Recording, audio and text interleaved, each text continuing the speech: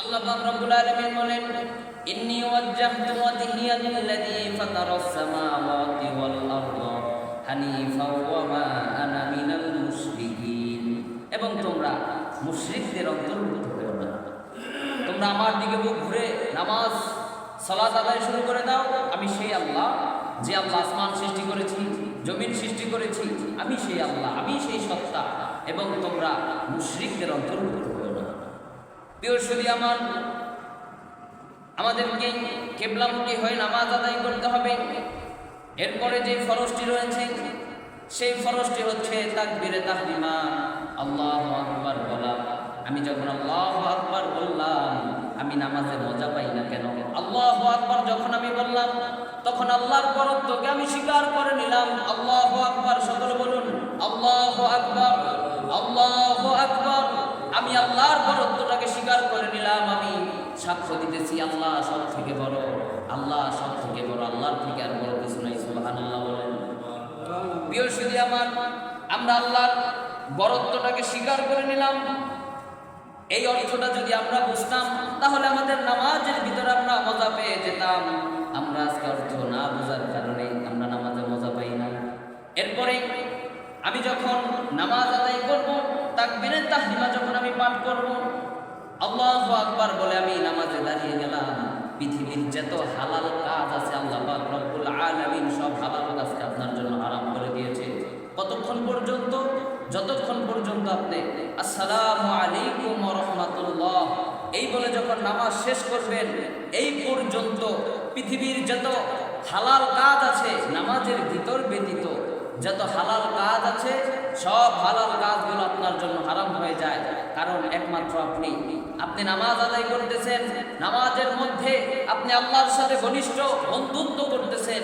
প্রিয়সুরি আমার, সালাতের দুইটি অর্থ, একটি হচ্ছে ঘনিষ্ঠ আল্লাহর সাথে বন্ধুত্ব, আল্লাহর কাছাকাছি যাওয়া, আল্লাহর কাছাকাছি যাওয়া। যদি কোনো ব্যক্তি তাকওয়া পূর্ণ রেখে সালাত আদায় করতে পারে, তাহলে সে আল্লাহর কাছাকাছি গেল, সে রুকু করলো, সাজদা করলো, সে স্বয়ং আল্লাহ পাক রব্বুল আলামিনের কদমের ভিতরে সিজদা করলো। সুবহানাল্লাহ বলবেন না? প্রিয় শুধু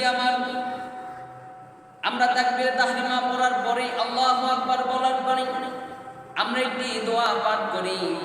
দোয়াটির নাম হচ্ছে সানা। দোয়াটির নাম কি? সকলে বলেন দোয়াটির নাম কি? পারি তো আমরা সকলে? আমরা সকলে পারি? আমরা পারি না। তাহলে আমরা নামাজে মজা পাবো কিভাবে? আমরা নামাজে মজা পাবো কিভাবে? আমরা সানা পারি না। আবার তাকবীরে তাহরিমা যখন আমরা পড়ি, এটার অর্থ জানি না, এর জন্য নামাজে মজা পাই না।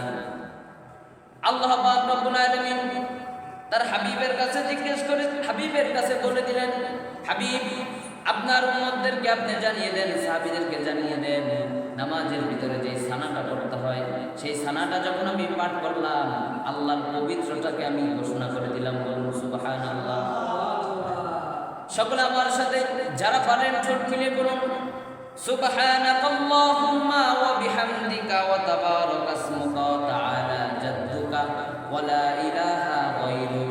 আমি এই সানাটি যখন পাঠ করলাম, সুবহানাকাল্লাহুম্মা, আয় আল্লাহ, আমি তোমার পবিত্রতা বর্ণনা করতেছি, তোমার প্রশংসা করতেছি, বরকতময় তোমারই নাম, সুউচ্চ তোমার মহিমা, তোমার নাম উচ্চারণ করতেছি, তোমার পবিত্রতা ঘোষণা করতেছি।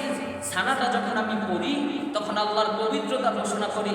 কেউ যদি আল্লাহর পবিত্রতা ঘোষণা করে, তাহলে আল্লাহ কি তাকে খালি হাতে ফেরত দিবে? কথা বলেন, আল্লাহ তাকে খালি হাতে ফেরত দিবে? আপনি যখন আল্লাহর পবিত্রতা ঘোষণা করতেছেন, তখন আল্লাহ পাক রব্বুল আলামিন আপনাকে পরিষ্কার করে দিবে। বলুন সুবহানাল্লাহ। আমি একটি দৃষ্টান্ত দেই। সাহাবীরা আল্লাহর রাসূল সাল্লাল্লাহু আলাইহি সাল্লামের কাছে জিজ্ঞেস করলেন, ইয়া রাসূলুল্লাহি, ইয়া হাবিবাল্লাহি, নামাজের উপকারিতাটা কি? আল্লাহর রাসূল দৃষ্টান্ত দিলেন, তোমার বাড়ির সামনে যদি একটি পুকুর থাকে, একটি কূপ থাকে, তুমি যদি 5 বার গোসল করো, তোমার শরীরে কি আর ময়লা থাকবে কিনা? আমরা যদি পুকুর আছে, আমার বাড়ির সামনে একটা পুকুর আছে, পুকুরের ভিতরে যদি আমি 5 বার গোসল করি, শরীরে ময়লা থাকবে? কথা বলে না, ময়লা থাকবে? শরীরে যদি ময়লা না থাকে, তাহলে আমি যদি 5 বার আল্লাহর সামনে রুকু, সুজুদ, মাথা নত করে দিলাম, কানে হাত দিলাম, যখন আমি তাকবীরে তাহরিমা পড়লাম কানে হাত দিলাম, তার মানে আমি আল্লাহর কাছে সারেন্ডার হয়ে গেলাম। আল্লাহ, আমি লজ্জিত, সারাদিন অপরাধ করেছি, গুনাহ করেছি, কানে হাত দিয়ে আমি আপনার পবিত্রতা ঘোষণা করছি, আপনার বরত্ব স্বীকার করতেছি। আয় আল্লাহ, আপনি আমাকে ক্ষমা করে দেন। এই বলে যখন আপনি অর্থ বুঝে যখন আপনি কানে হাত দিলেন, আল্লাহু আকবার বললেন, আল্লাহর বরত্বের পরিচয় দিলেন, আল্লাহ পাক রব্বুল আলামিন আপনার গুনাহ মাফ করবে কি করবে না? কথা বলেন, কথা বুঝতেছেন? আল্লাহ মাফ করবে কি করবে না? প্রিয় সুধী আমার, আল্লাহর পবিত্রতা আমি ঘোষণা করে ফেললাম। তারপর আমি সূরা ফাতিহা আউযু বিল্লাহ বিসমিল্লাহ পড়ে আউযু বিল্লাহি মিনাশ শাইতানির রাজিম, সেই বিতাড়িত শয়তানের কাছ থেকে আল্লাহর কাছে আমি পানা চাইলাম। বিসমিল্লাহির রহমানির রহিম যখন বললাম, আল্লাহর নামে শুরু করতেছি বলে যখন আমি নামাজ শুরু করে দিলাম, সূরা ফাতিহা পড়লাম, একটি সূরা মিলালাম। আবার যখন আমি রুকুতে যাব, আল্লাহু আকবার, আল্লাহর বরত্ব নিয়ে আমি রুকুতে গেলাম, তখন আমি রুকুর মধ্যে একটি তাসবিহ পাঠ করি, সুবহান রাব্বি সুবহান রাব্বিয়াল আযীম। আমরা কি দোয়া পাঠ করি রুকুতে গিয়ে? সকলে বলেন, এই দোয়া পারি তো আমরা সকলে? কথা বলেন, দোয়া পারি? সুবহান রাব্বিয়াল আযীম পারি না আমরা সকলে? আমরা আল্লাহর পবিত্রতা ঘোষণা করতেছি। আল্লাহ বলে, বান্দা তুই যখন আমার পবিত্র ঘোষণা করস, আমিও তোকে পবিত্র করে দিলাম। বলুন সুবহানাল্লাহ। প্রিয় সুধী আমার, সামি আল্লাহু লিমান হামিদা রব্বানা লাকাল হামদ। আল্লাহর রাসূল নামাজ আদায় করতেছেন, এক সাহাবী এই দোয়াটা পাঠ করতেছেন, রব্বানা লাকাল হামদ হামদান কাসীরান তাইয়িবান মুবারাকান ফি। আল্লাহর রাসূল নামাজ শেষ করে সাহাবীদেরকে জিজ্ঞেস করতেছেন, ও আমার সাহাবীরা, এই দোয়াটা কে পাঠ করেছো? যেই সাহাবী পাঠ করেছে ভয়ে ভয়ে কাপস্বরে, কণ্ঠ কম্পন স্বরে আল্লাহর রাসূলের কাছে বলতেছেন, ইয়া রাসূলুল্লাহি ইয়া হাবিবাল্লাহি, আমি এই দোয়াটা পাঠ করেছি। আল্লাহর রাসূল বলতেছেন, ও সাহাবী, তুমি এই দোয়াটা যখন পাঠ করতেছিলে, আল্লাহ পাক রব্বুল আলামিনের ফেরেশতারা প্রস্তুতি লেগে গিয়েছে, প্রস্তুতি গ্রহণ করে দিয়েছে, প্রতিযোগিতা গ্রহণ করে দিয়েছে, কে কত বেশি সওয়াব লিখবে তোমার আমলনামায়। বলুন সুবহানাল্লাহ। রব্বানা লাকাল হামদ হামদান কাসীরান তাইয়িবান মুবারাকান ফি। এই দোয়াটা আমরা পাঠ করব। এই দোয়াটা পাঠ করলে আল্লাহ পাক রব্বুল আলামিনের শুকরিয়া আদায় করা হলো। আমি যদি শুকরিয়া আদায় করি, রিজিক অভাব হবে? কথা বলে না, আমার রিজিকে টান করবে? আমরা নামাজ পড়ি না বিদায় দেখে আমাদের রিজিকের ভিতরে অভাব। নামাজ সমস্ত ফায়সা কাজ থেকে বিরত রাখে। নামাজে মজা পাই না কেন? নামাজ আমরা বুঝে পড়তে পারি না। আল্লাহ পাক রব্বুল আলামিন বলতেছেন, ইন্নাস সালাতা তানহা আনিল ফাহশাই ওয়াল মুনকারি ওয়াল বাগই। সুবহানাল্লাহ বলেন। আল্লাহ পাক বলতেছেন, ইন্নাস সালাতা তানহা আনিল ফাহশাই ওয়াল মুনকার, নিশ্চয় নামাজ সমস্ত ফাহশা কাজ থেকে বিরত রাখে। এখন আমি নামাজ পড়তেছি, আবার যদি গুনাহ করি, তাহলে মনে করতে হবে যে আপনার আমার নামাজ কবুল হচ্ছে না। আমি নামাজটা বুঝে পড়তে পারতেছি না বিধায় আমি এখনো গুনাহ ছাড়তে পারি না। আমি নামাজ আদায় করি, মিথ্যা বলতেছি। আমি নামাজ আদায় করি, গীবত করতেছি। আমি নামাজ আদায় করি, চুরি করতেছি। আমি নামাজ আদায় করি, অন্যের সমালোচনা করি। আমি নামাজ আদায় করি, আমি অপর ভাইয়ের সম্পত্তি লুট করে নিয়ে যাই। আমি নামাজ আদায় করি, আমি ছিনতাইকারী করতেছি। আমি নামাজ আদায় করি, অন্যকে অকট্য ভাষায় গালি দিচ্ছি। আমি নামাজ আদায় করি, মানুষকে মিথ্যা রূপে মিথ্যা সাক্ষ্য দিয়ে আটকিয়ে দিতেছি। আমি যদি নামাজ আদায় করার পরও যদি আমার দ্বারা এই গুনাহগুলো হয়ে যায়, এই গুনাহগুলো যদি হয়ে যায়, তাহলে মনে করতে হবে আমার নামাজ আদায় হচ্ছে না। কিন্তু আল্লাহ তো বলে দিয়েছেন, ইন্নাস সালাতা তানহা আনিল ফাহশাই ওয়াল মুনকার, নামাজ সমস্ত অশ্লীল কাজ থেকে বিরত রাখে। এখন আপনারটা সত্য না আল্লাহর কোরআনেরটা সত্য? কথা বুঝেন নাই? আল্লাহর কোরআনেরটা সত্য না? আল্লাহ পাক রব্বুল আলামিন বলতেছেন, নামাজ সমস্ত ফাহশা কাজ থেকে বিরত রাখে। আর আমি নামাজ পড়ার পরও যদি অশ্লীল কাজ করি, অন্যায় করি, অবিচার করি, জুলুম করি, গীবত শিকায়েত যদি করি, মনে করতে হবে আপনার আমার নামাজ কবুল হচ্ছে না। প্রিয় সুধী আমার, নামাজ বুঝে পড়তে হবে। এই বুঝটা ইমাম সাহেবের দায়িত্ব? কথা বলে না। এই যে আপনি যে শিখবেন, নামাজের নিয়ম কানুন শিখবেন, এই দায়িত্ব কি ইমাম সাহেবের? এই দায়িত্ব ইমাম সাহেবের না, এই দায়িত্ব কার? সন্তান। যখন সন্তান 7 বছর বয়স হয়ে যায়, হাদিসে আছে 7 বছর যখন বয়স হয়ে যায় নামাজের জন্য তাগিদ দাও।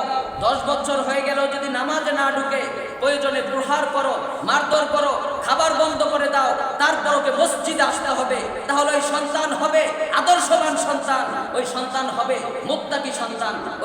ওই সন্তান মা বাবা বুড়া হলে বৃদ্ধাশ্রমে দিয়ে আসবে না, মা বাবার চোখের উপরে আঙ্গুল তুলে কথা বলবে না।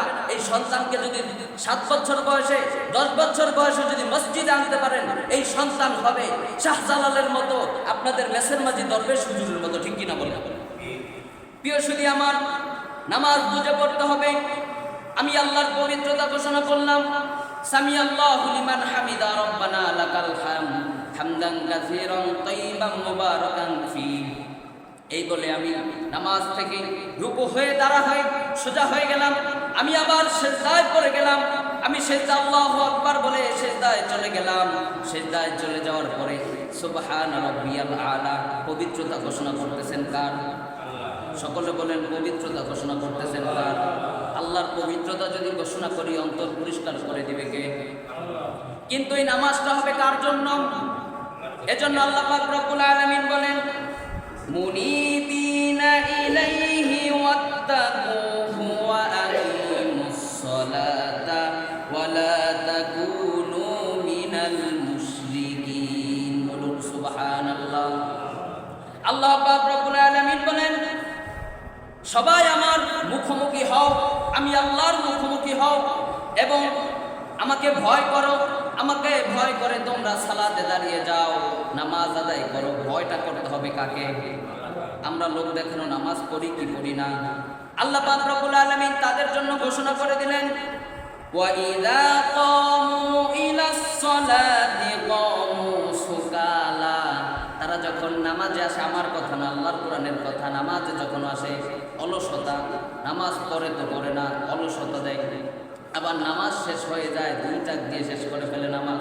তাড়াহুড়া, নামাজের ভিতর তাড়াহুড়া। মসজিদে আসলে আমার সব থেকে সময় কম। যখন আমি দোকানে বসে আড্ডা দেই, সিনেমা যখন দেখি, তখন আমার সময় অডলা সময় হয়ে যায়। যখন ইমাম সাহেব নামাজের ভিতরে সূরা একটু লম্বা পড়তেছে, আমরা নামাজ অনেকে সংকেত দিয়ে দেই, আবার সমালোচনা করি, ইমাম সাহেব কেন সূরা বেশি পড়লো, ইমাম সাহেব কেন সিজদায় 1, 2, 3 তাসবির জায়গায় 7 তাসবিহ পড়লো। এরকম সমালোচনা করে কি করে না? সমাজের কোন লোক নাই? প্রিয় সুধী আমার, এদের নামাজ কবুল হবে কিভাবে? এদেরকে আল্লাহ পাক রব্বুল আলামিন অশ্লীল কাজ থেকে বিরত রাখবে কিভাবে? এদের ভিতরে যদি আল্লাহর প্রতি তাকওয়া না থাকে, আল্লাহর প্রতি যদি তাকওয়া না থাকে, তাহলে তার নামাজ হবে? কথা বলে না হবে? এরপর আল্লাহ পাক রব্বুল আলামিন এই আয়াতের ভিতর বললেন, ইউরাউনা ইলান নাসি ওয়া লা ইয়াযকুরুনাল্লাহা ইল্লা কালিলা। আল্লাহ পাক বলেন, তারা নামাজটা পড়ে লোক দেখানো নামাজ, মানুষকে দেখানোর জন্য তারা নামাজ পড়ে। আর তাদের উপরে লানত, তাদেরকে আল্লাহ পাক রব্বুল আলামিন পরিচয় দিয়ে দিয়েছেন, তারা হচ্ছে মুনাফিক। তারা কি? তারা মুনাফিক। তারা সুযোগ পায় যখন, তখন মসজিদে আসে। 5 ওয়াক্ত নামাজে তাদের খবর নাই। শুক্রবার একদিন হাজিরা দেয় কোনো রকম, আবার যখন কোনো সুযোগ পায় মসজিদে আসে। এই হচ্ছে, এরা হচ্ছে মুনাফিক। এদেরকে চিনে রাখবেন, এরা হচ্ছে মুনাফিক। সময় পেলে মসজিদে আসে। আর আল্লাহ পাক রব্বুল আলামিন বিধান করে দিয়েছেন, যখন মসজিদে আজান হবে, সমস্ত কাজগুলোকে বন্ধ করে দিয়ে তোমরা আল্লাহর ঘর মসজিদে চলে আসো। তখন দুনিয়ার সমস্ত কাজ হারাম হয়ে যায়, হালাল কাজগুলো হারাম হয়ে যায়। যখন মসজিদে আজান হয়, দুনিয়াবি সমস্ত কাজগুলোকে বন্ধ করতে হবে। এটাই হচ্ছে মুসলমানের পরিচয়। প্রিয় সুধী আমার, এর জন্য আল্লাহ পাক রব্বুল আলামিন, আল্লাহ রাসূল বলেন, আল বুরদা রাদিয়াল্লাহু তাআলা আনহু ক্বালা ক্বালা রাসূলুল্লাহ সাল্লাল্লাহু আলাইহি সাল্লাম, আল আহদুল্লাযী বাইনানা ওয়া বাইনাহুমুস সালাতা ফামান তারাকাহা ফাকাদ কাফারা। আর যে ব্যক্তি ইচ্ছাকৃত নামাজ ছেড়ে দিল, যে ব্যক্তি ইচ্ছাকৃত নামাজ ছেড়ে দিল, মুসলমানের ভিতরে আর হিন্দুদের ভিতরে, অন্য ধর্মের ভিতরে পার্থক্য হচ্ছে নামাজ। সুতরাং যে নামাজ না পড়লো সে প্রকাশ্যে কুফর করলো, আর যে প্রকাশ্যে কুফর করলো সে কাফের হয়ে গেল। এই কথা আমার বাবার বানানো নয়, আমি আমি সিয়ামের বানানো নয়। এই কথা হচ্ছে আল্লাহ রাসূল সাল্লাল্লাহু আলাইহি সাল্লামের হাদিসের কথা।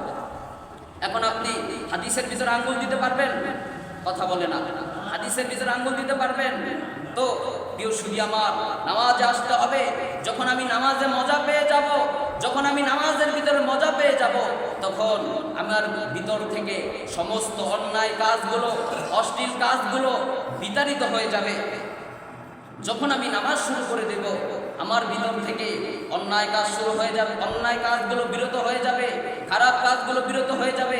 আমি হয়ে যাব মানুষের মতো একজন মানুষ। কেউ শুধু আমার, আপনার ছোট ছোট বাচ্চাগুলোকে 7 বছর বয়স যখন হবে তখন থেকে নামাজের তাকিদ দিবেন। যখন 10 বছর হয়ে যাবে, মসজিদে যখন না যেতে চাইবে, তখন তাকে প্রহার করুন, মারধর করুন। তাহলে আপনার সন্তান সুশিক্ষিত হবে, সুউচ্চ মর্যাদাবান একজন সন্তান হবে। সমাজের ভিতরে তাকে আর জ্ঞান দিতে হবে না। তখন সে যখন পরিপূর্ণ একজন মানুষ হয়ে যাবে, তখন তিনি সমাজে আর বাটপারি থাকবে না, সমাজে আর চুরি থাকবে না, গীবত শেখায়ত থাকবে না, সমাজে সব রকম অন্যায় উঠে যাবে। ঠিক কিনা বলো? প্রিয় সুধী আমার, এক আল্লাহর ওলির কাছে এক বুজুর্গ ব্যক্তির কাছে এক বাদশা বললেন, হুজুর আমার জন্য একটু দোয়া করিয়েন। হুজুর বলল, আল্লাহ পাক রব্বুল আলামিন তোমাকে যেন মানুষ বানায়। কি বানায়? তোমাকে যেন মানুষ বানায়। এখন বাদশা তো খেপে গেছে যে আমি চাইলাম দোয়া, আমি তো মানুষ, তা আমাকে কেনই কথা বলবে? আমি তো মানুষ আছি। তা আল্লাহ পাক সেই বুজুর্গ ব্যক্তি বলতেছেন, বুজুর্গ ব্যক্তির কাছে সেই বাচ্চা ব্যাখ্যা চাইলেন, হুজুর আমাকে কেন বললেন? ভাই আমরা এখনো পরিপূর্ণ মানুষ হতে পারি নাই, আমি এই জন্য তোমার জন্য এই দোয়াই করেছি, আল্লাহ পাক রব্বুল আলামিন তোমাকে যেন মানুষ বানায়। প্রিয় সুধী আমার, আল্লাহ পাক রব্বুল আলামিন আমাদের সকলকে যেন 5 ওয়াক্ত নামাজি বানায় এবং আমাদের সন্তান, বিবি, বাল বাচ্চা, স্ত্রী যারাই আছে, আত্মীয় স্বজন যারাই আছে, আল্লাহ পাক রব্বুল আলামিন আমাদের সকলকে যেন 5 ওয়াক্ত নামাজি বানায়।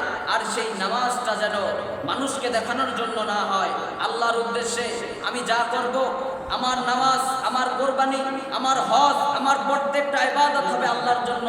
হযরত ইব্রাহিম আলাইহিস সালাতু ওয়াস সালাম নবী মুহাম্মদুর রাসূলুল্লাহ সাল্লাল্লাহু আলাইহি সাল্লামকে বলে দিলেন, ইন্না সালাতি ওয়া নুসুকি ওয়া মাহইয়ায়া ওয়া মামাতি লিল্লাহি রাব্বিল আলামিন। হে মুহাম্মদ, আপনি শুনে রাখুন, আপনি মুহাম্মদ যদি আপনার জন্য নামাজ পড়েন, আপনার নামাজ হবে না, আপনার নামাজ পড়তে হবে আমি আল্লাহর জন্য, লিল্লাহি রাব্বিল আলামিন। আমি রবের খুশির জন্য নামাজ পড়েন, কোরবানি করেন রবের খুশির জন্য, হজ করেন রবের খুশির জন্য, প্রত্যেকটা ইবাদত করেন আপনি রবের খুশির জন্য। আমি আপনাকে একটা ইবাদত করতে বলবো, সেই ইবাদতটি হচ্ছে আপনি আর কিছু লাগবে না, যা করবেন লিল্লাহি, আর আল্লাহকে খুশি করার জন্য, মুহাম্মদুর রাসূলুল্লাহকে খুশি করার জন্য। এই কাজটা যদি আপনি বুকে ইখলাসের সহিত যদি করতে পারেন,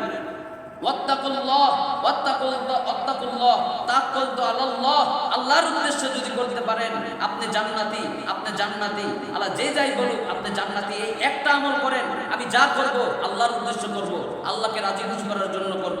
যখন আপনি এই চিন্তা করবেন যে আমি আল্লাহকে রাজি খুশি করার জন্য করব, তখন আর অন্যায় করতে পারবেন, মিথ্যা বলতে পারবেন, সুদ খাইতে পারবেন, নামাজ না পড়ে থাকতে পারবেন, এই আমল তো করতে পারবেন ইনশাআল্লাহ। কে কে পারবেন হাত তুলে দেখান। আয় আল্লাহ, সকলে বলেন আল্লাহ, আপনি আমাদেরকে আপনার রাজি খুশি করার জন্য প্রত্যেকটা ইবাদত যেন করতে পারি। আল্লাহ পাক রব্বুল আলামিন আমি সহ আপনাদের সকলকে কবুল করুক। সকলে বলুন আমিন। ওয়া আখিরু দাওয়ানা